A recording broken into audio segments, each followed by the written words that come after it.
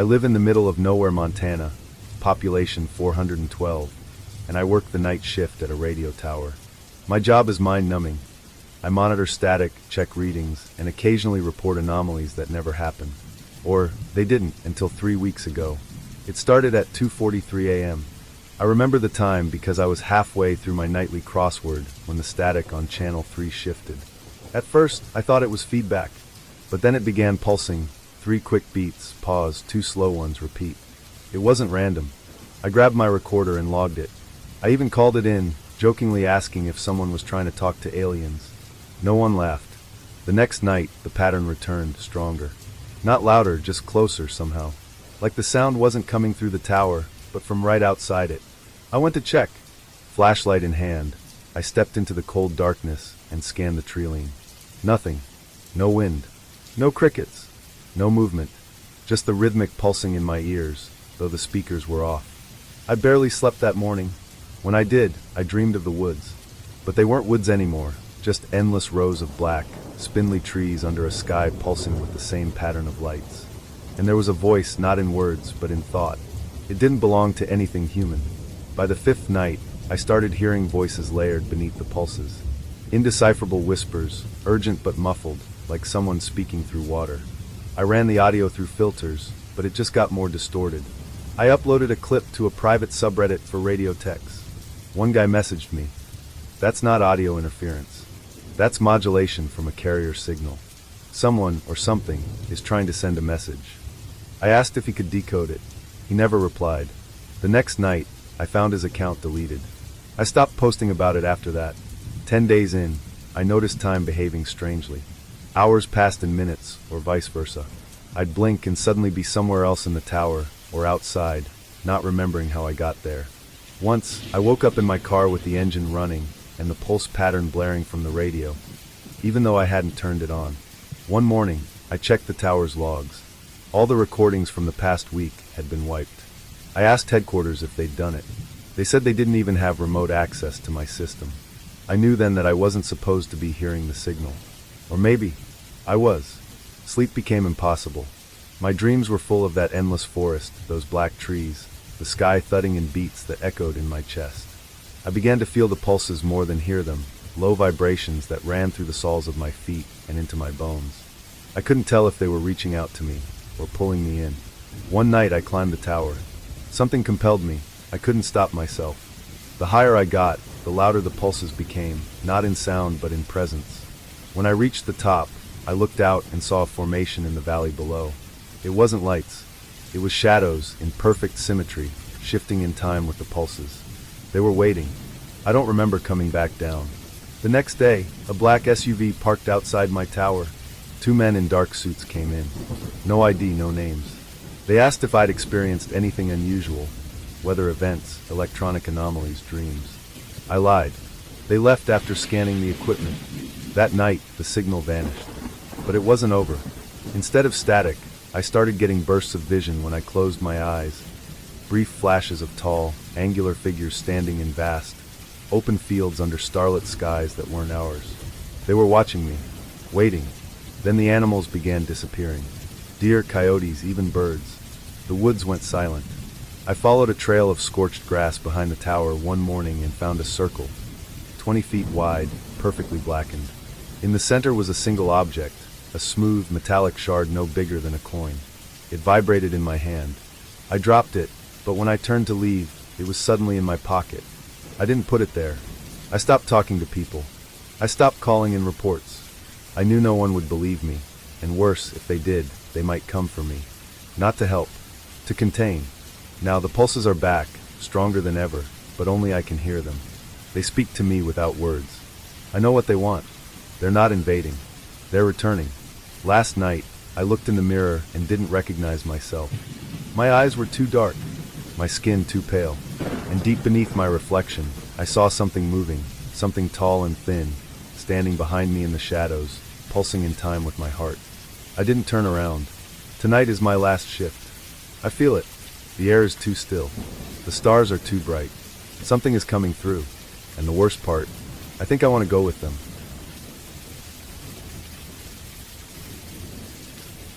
I used to work as a forest ranger in northern Arizona. No tourists, barely any hikers, and my station was 50 miles from the nearest town. I took the job because I liked being alone. Now, I'm not sure I ever was. It began with the lights. Pale green, barely visible, drifting through the trees around 3 a.m. At first, I thought it was swamp gas or some weird atmospheric anomaly, but the way they moved, smoothly, deliberately, gave me chills. I reported them. HQ told me to log it as unusual aurora activity, which made no sense this far south. When I pressed them, they went silent. Literally. Radio went dead for 4 days after that. On the 5th day, I found something in the woods. It looked like a satellite, small, metallic, cracked open like a mechanical egg. But there were no scorch marks, no impact trail. It hadn't crashed. It had been placed there. There were no serial numbers, no markings. Just a symbol etched into the side, 3 concentric circles with a line slashing through them. I sketched it in my notebook and turned back toward the station. I only walked 20 minutes, but when I looked at my watch, 3 hours had passed. The ranger station door was wide open. I always lock it. Inside, nothing was taken, but everything had been moved exactly 1 inch to the left. I measured. I checked. Someone or something had been inside. That night, I dreamed of standing in a white room, staring at a wall that wasn't a wall. It shimmered like liquid glass. Behind it stood figures, tall, faceless, thin as reeds. I couldn't hear them, but I felt the hum of their thoughts. When I woke up, my nose was bleeding and the notebook with the sketch was gone. I started hearing clicking sounds in the forest, like 2 rocks tapping together in strange rhythms. I tried recording them, but the audio came out blank. Even my analog equipment picked up nothing but silence. I stopped sleeping after that. The lights came back on the 12th night, brighter, faster, moving in geometric patterns. I climbed the observation tower to get a better view. From above, I realized the lights weren't random. They were forming a glyph, the same symbol from the satellite. The forest began to change. Birdsong stopped. Deer vanished. Trees bent at unnatural angles, like they were reaching toward something. I followed one of the warped trails deeper than I'd ever gone. At the end, I found a clearing. No animals. No wind. Just a circle of standing stones, 20 feet tall. They hadn't been there before. And in the center, floating a few inches above the ground, was me. Or something that looked like me. Still. Expressionless. Eyes wide open and glowing faint green. I ran. I didn't look back. But now I wonder if I left the forest at all.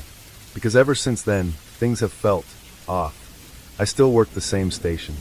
I still do the same rounds. But people don't speak to me the same. My voice echoes strangely. Food tastes like ash. Time stutters sometimes. 10 minutes feel like 10 hours. Or the reverse. I finally reached out to my brother in Phoenix, told him everything. He drove up 2 days later. He didn't recognize me. Said I looked like someone wearing my skin. He left that night. I haven't heard from him since. Now the lights are back. They don't hover anymore. They come close. Right up to the windows. I don't bother locking the doors. I think they've been inside me for a while now. Sometimes I wake up at the edge of the forest, barefoot and shivering, the glyph carved into the dirt around me. I wipe it away, but it always reappears the next day. I think the thing I saw in the clearing was never meant to be a copy. I think I'm the copy, and whatever's out there, it wants the real me back. I used to deliver for a small-town grocery store. Most of my deliveries were boring: milk, eggs, cat food. But a few times a month, I had to drive up to the old Harlow property at the edge of Black Hollow. Everyone said no one lived there anymore. That wasn't true. The Harlow house sat half swallowed by the forest, weather-beaten and crooked, like the trees were trying to pull it back into the earth. No lights, no car. But every time I delivered, the screen door would creak open just before I got to it, and a metal box, always exact change inside, would be waiting on the steps. No note, no voice, just that eerie open door and the overwhelming smell of ozone and copper. One day I got curious. I brought the box up, knocked, and waited. Something knocked back, 3 times slowly, from the other side of the wall, not the door. I left the box and drove off. But I couldn't stop thinking about it. A few nights later, I had a dream about the house. I was inside, but it was bigger than it should have been. Endless hallways lined with mirrors that reflected nothing but a starless sky. I woke up with a headache and a nosebleed. I never used to dream. The next time I delivered, I tried looking through the screen door. It was pitch black inside, like light refused to enter. But something moved. A flicker, not of a person, but space. Like a ripple in reality itself. When I turned to leave, the box was already gone. After that, things got weird. Every electronic I owned started glitching. Phones, clocks, even my watch. They'd flicker and display unreadable characters for a few seconds, then go back to normal. I checked online, but no one else reported issues. One night, I woke up at 3:11 a.m. Every device in my apartment was playing the same low-frequency hum. Not through the speakers, through the air. My teeth buzzed from it. I drove. I didn't know where I was going until I was already halfway to the Harlow house. The road leading up to it had changed. No turns, no curves, just a dead straight tunnel of trees. And the house, it was glowing faint blue. When I parked, I saw the box on the steps again. But this time it was open. Inside was a stone, smooth, cold, and pulsing faintly like a heartbeat. I took it. I don't remember the drive back. I just know I woke up in bed, the stone on my nightstand. From then on, I heard things. Not sounds, but ideas. Shapes of thoughts that weren't mine, pressing against the edges of my mind. I started drawing spirals. I don't know why. They're everywhere now, on napkins, in my notebooks, scratched into my skin. One night, I dreamed I was floating above Earth. Everything was silent. But behind me, something massive drifted just out of view. I couldn't look at it, but I could feel it watching me. Not with eyes, with intention. The stone cracked the next morning. Inside was a shard of metal and a strip of what looked like skin, but it shimmered like a soap bubble. When I touched it, my vision blurred, and I saw myself walking into the Harlow house from above, like something was showing me what was next. Last week, I went back one final time. I didn't knock.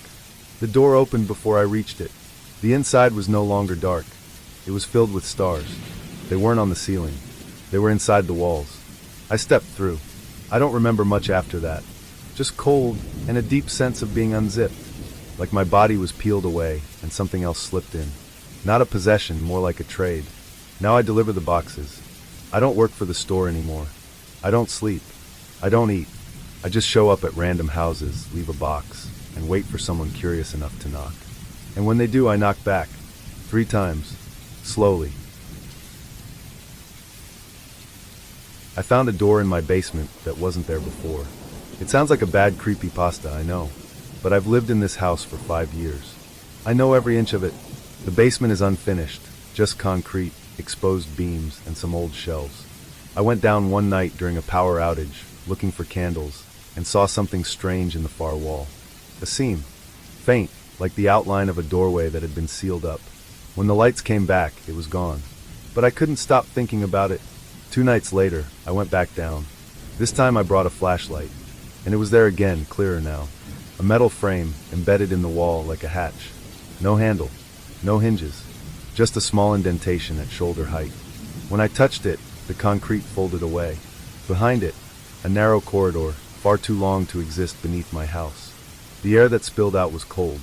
Not the chill of a basement, but the sterile cold of deep space. And the smell, sweet and metallic, like burnt plastic and blood. I didn't go in that night. The dream started after that. I'd see myself walking through the corridor, deeper and deeper, until the walls began to change, first into metal, then into something organic. Breathing, pulsing. At the end, there was always a chamber filled with light I couldn't look at directly. And shapes. Tall shapes. Every night I got closer. I started hearing noises beneath the floor. Soft clicking, then scraping, then breathing. I put my ear to the basement door once, and heard something whispering my name in a voice that sounded like mine, but off, like it had learned how to say it. One night, I went down with a camera. The door opened before I touched it. I turned the camera on, walked a few feet in, and turned back. The basement was gone.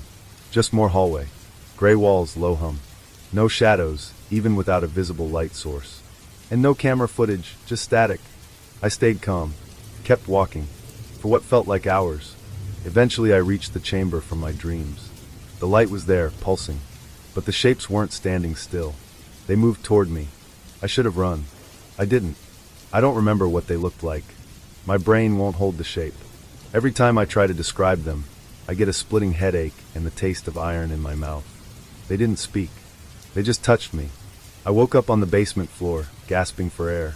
My nose was bleeding. My fingernails were cracked. And there was something in my hand, a small device with a single button and no labels.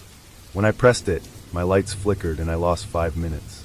Not metaphorically, I checked the security footage. It skips ahead 5 minutes, as if time itself had hiccuped. I haven't told anyone. What would I say?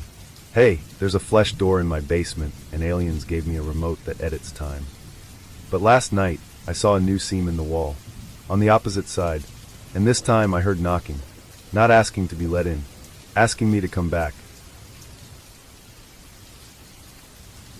I used to work for a private satellite imaging company.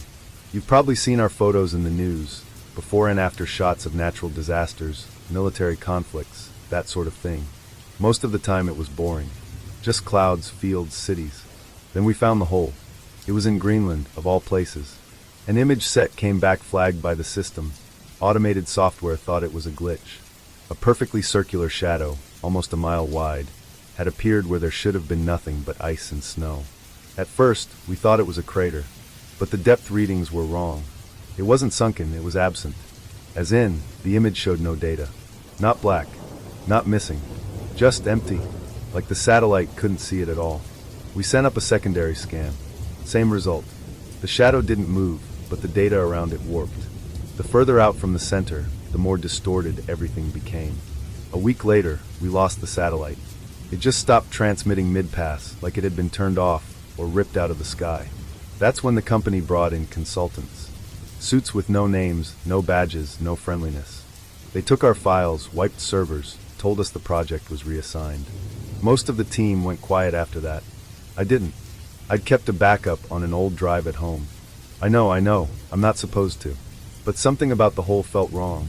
Like it wasn't meant to be found. Or maybe like it was waiting to be.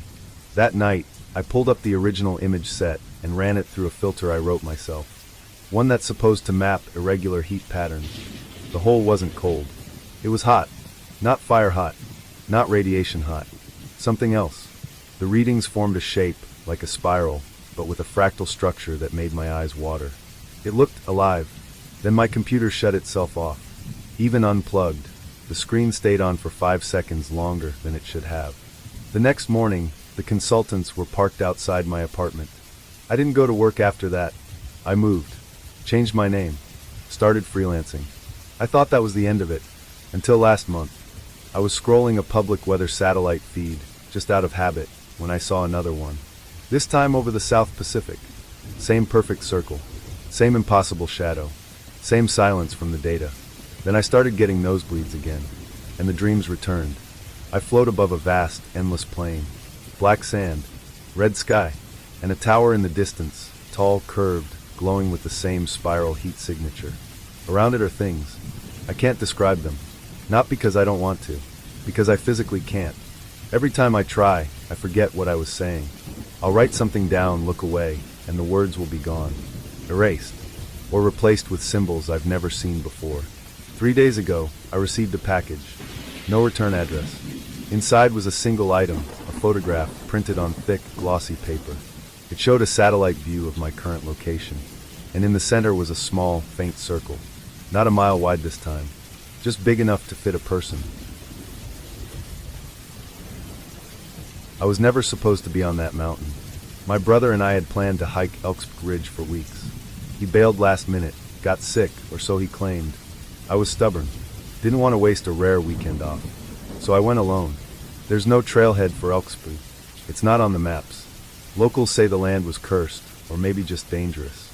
The area used to belong to some kind of government observatory in the 60s, but it was abandoned, supposedly after a landslide wiped it out. No records, no photos, just rusted fences and weird rumors. I found the old access road by accident, overgrown, nearly hidden under moss and brush. But still intact, still strangely clear of debris, like something used it. The first hour was uneventful. Dense forest, cold wind, no cell signal. I started getting that pressure in my ears, like I was gaining altitude too fast. But my GPS said I hadn't even gone up 200 feet. Then I heard it, a humming noise. Faint, pulsing, low frequency. Not mechanical, more like a massive throat clearing from under the ground. I felt it in my bones before I actually heard it, and then the forest went silent. No birds, no bugs, nothing. I kept walking. Stupid. The deeper I went, the more wrong things felt.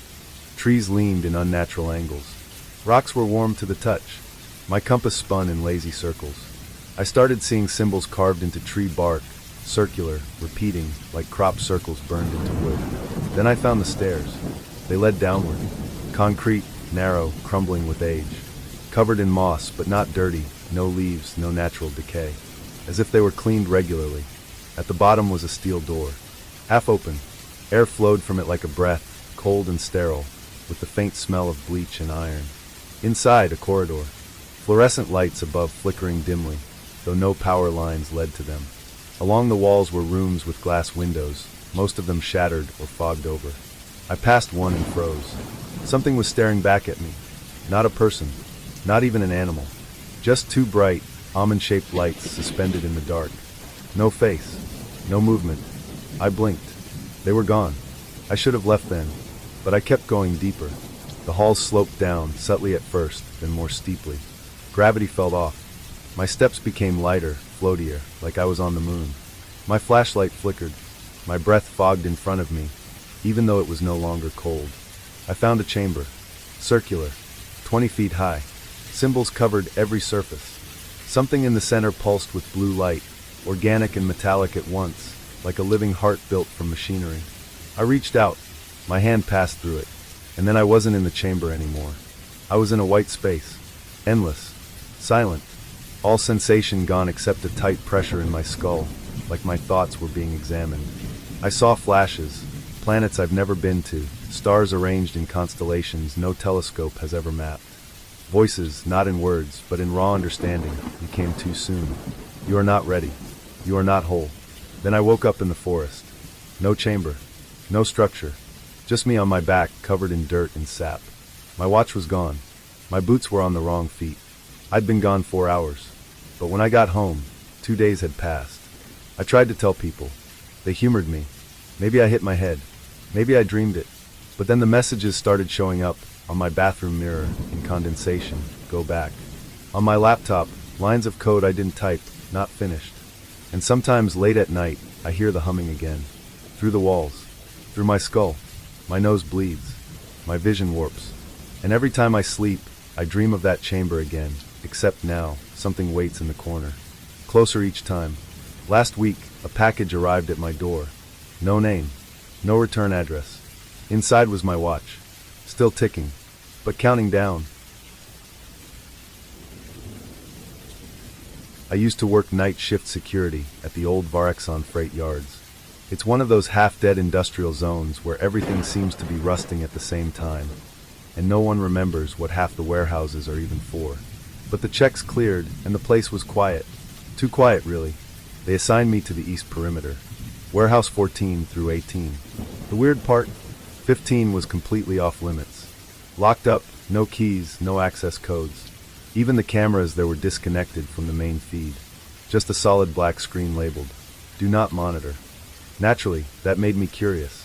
First few nights were boring. I'd do the rounds, stare at monitors, drink bad coffee. But on the fourth night, I saw it. Something moved past Warehouse 15. Fast. Like really fast.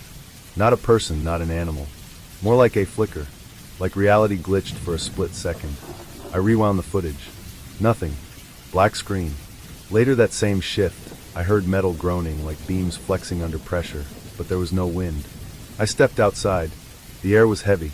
Not humid, just thick, like it didn't want to move. The lights over Warehouse 15 flickered, then went dead. The next day, I asked my supervisor about it.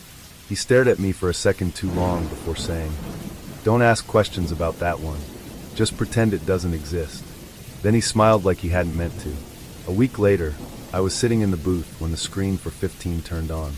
Just static, but something pulsed behind it. Not movement. Not shapes.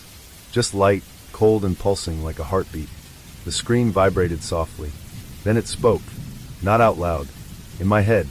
Not words either. Just an emotion. Come see. I didn't move. I just sat there, frozen, heart racing, trying to understand what I'd just felt. And then it was gone. Static again. The other screens were fine. The next shift, Warehouse 15 was open. Not unlocked. Not broken into. Just open. One door slightly ajar. A single trail of fresh footprints in the dust. Mine weren't the only ones anymore. I should have reported it. I didn't. I went inside. It was darker than it should have been, like the air itself soaked up light. My flashlight barely pierced the void. The walls were covered in strange stains, circular patterns, spirals, all perfectly symmetrical. The air buzzed with something too low to hear, but loud enough to feel in my teeth. In the center of the room was a sphere, floating, spinning slowly. I stared at it for too long, and then I woke up in my car, parked behind the booth. My flashlight was gone. My watch was ticking backward. 4 hours had passed. No one said a word. No one noticed anything. But every shift after that felt different. The shadows were too sharp. The sounds too soft. I started seeing faces in the monitors, my face, but wrong. Like someone had copied it from memory and gotten the details slightly off. One of them smiled at me. My real face didn't. Then people started going missing. First a janitor, then a forklift driver, then one of the guards. The company didn't report it, just hired replacements. I tried to ask around, but people avoided me after that. I stopped sleeping. When I closed my eyes, I dreamed of the sphere again. But now it was open, and something inside was watching me, taller than any human. Skin like glass filled with starlight. No mouth, no eyes, just presence. And again that same message, come see. I started drawing symbols on paper, then my skin. I don't remember doing it. I'd wake up in the break room with fresh ink on my arms.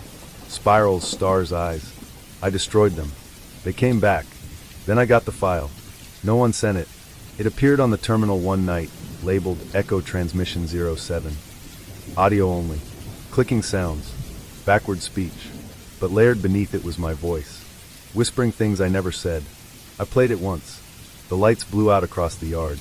Everything went dead. And in the distance, from Warehouse 15, something screamed. It wasn't an animal. It wasn't human. It was a signal. Since then, I can't leave the yard. I've tried. The roads shift. The signs point the wrong way.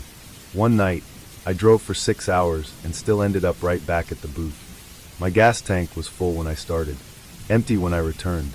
I don't know how much longer I can hold on to who I am. I've started hearing their thoughts, and I think they've started hearing mine. They show me visions, stars eaten by machines, planets hollowed out and used like batteries. Earth is just another one on the list.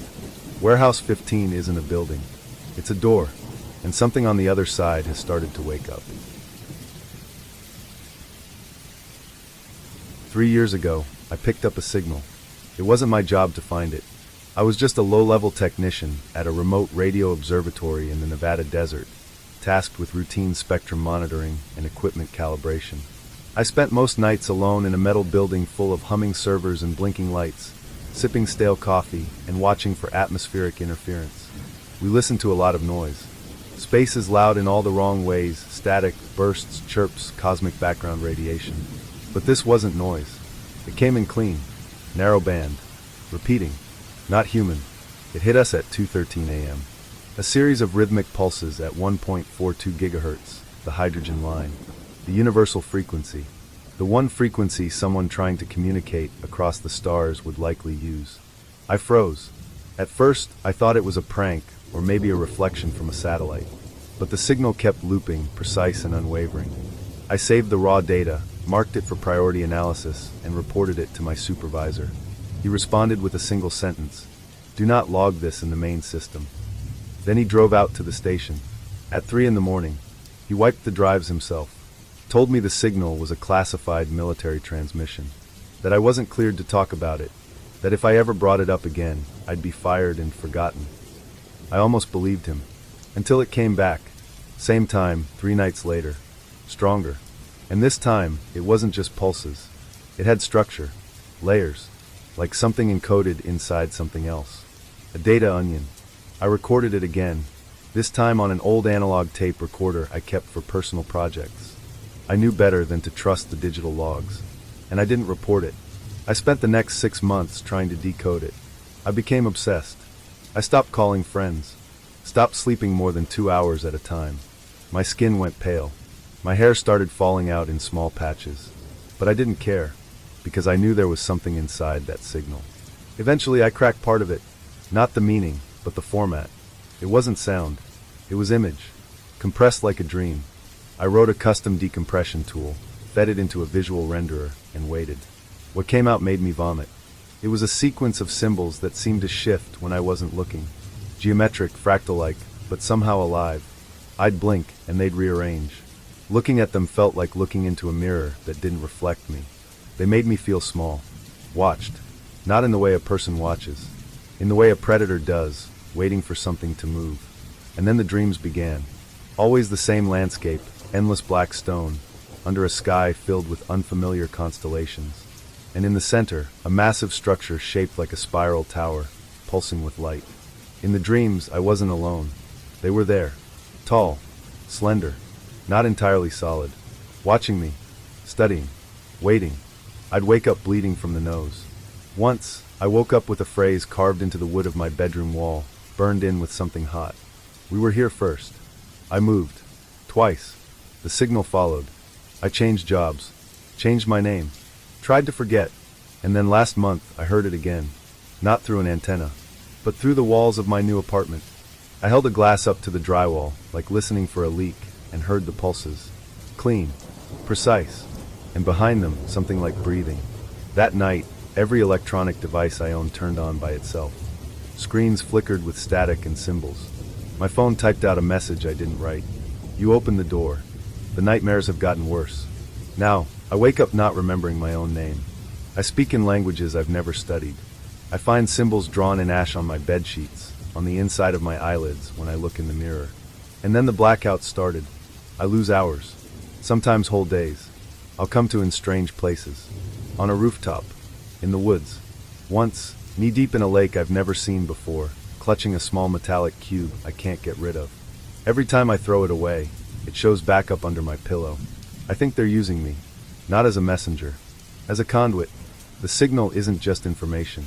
It's a seed, and it's growing in me. I don't know what happens when it blooms, but I've seen glimpses. Whole cities swallowed by light, the stars going out one by one, beings like shadows with bones of lightning, and one word repeated over and over, in a voice deeper than time. Return. I'm writing this now because I think I'm close to the end. Not death, something worse. I've started seeing the signal in people's eyes, in headlights, in reflections. I think reality is starting to slip, and I don't know if I ever actually left the observatory that night. What if I never came back? What if this isn't Earth anymore? I was part of an isolated research group studying nocturnal animal behavior in the boreal forests of northern Canada. 5 scientists, 3 months, no cell signal, minimal satellite uplink. Just us, a prefab lab, and endless trees. Everything started normally. Routine recordings, tagging foxes, listening to owls. The forest was calm. Still. Too still in hindsight. No wind. No insects. Nights too quiet, even for this latitude. We made jokes about it. Then, the animals started disappearing. No signs of struggle. No blood. Just empty tracking collars lying on the snow. We'd hear our tagged wolves one day, then nothing the next. Like they'd vanished mid-step. Gone without a trace. At first, we thought it was poachers. But there were no tracks. And the collars weren't cut. They'd been melted. Like something had dissolved them from the inside out. Then the lights came. It was subtle at first. Faint glows above the treetops. Pulses of soft blue and green, silent and slow. Aurora? Maybe. But it was rhythmic. Timed. Almost like it was breathing. We watched them from the roof of the lab. The same shape, every time a triangle. Perfectly equilateral, hovering in the sky without movement. No sound. No change. Just watching. The next day, Dr. Hawthorne disappeared. Her bed was made. Her boots were still by the door. The motion sensors never triggered.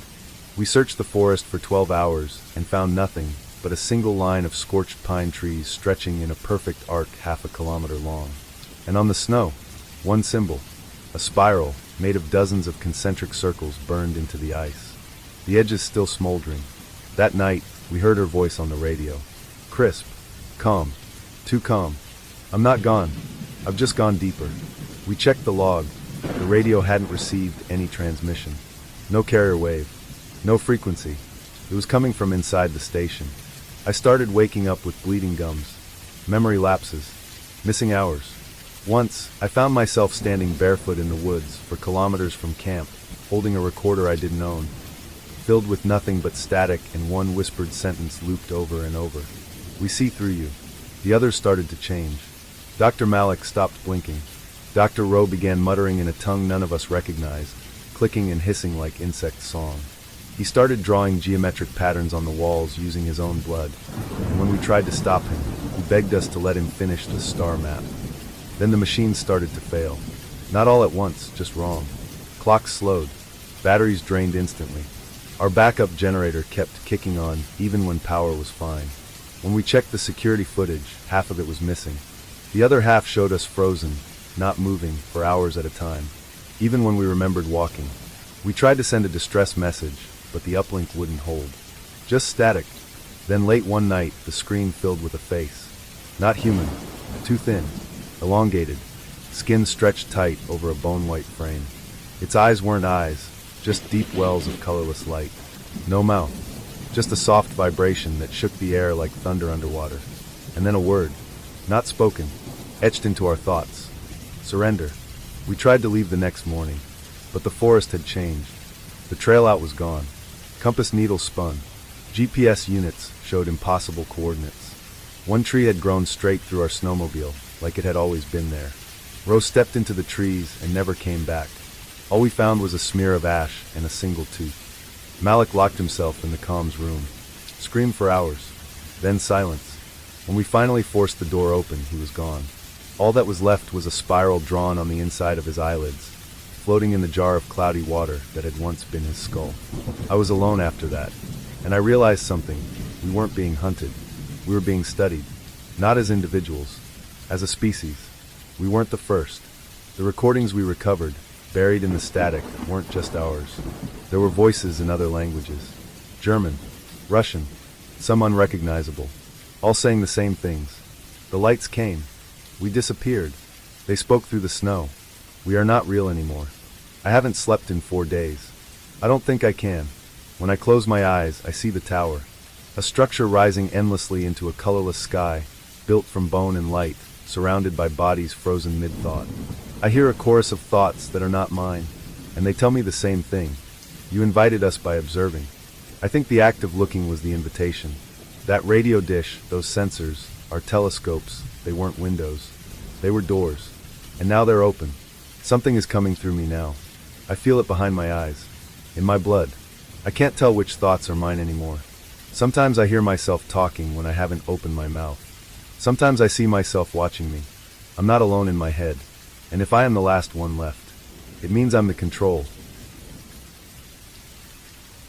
I used to work at a crematorium. Quiet job, mostly night shifts, just me and a lot of silence. The building was old, tucked behind a forgotten cemetery at the edge of town. No one visited. No one asked questions. Just paperwork, incineration, cleanup.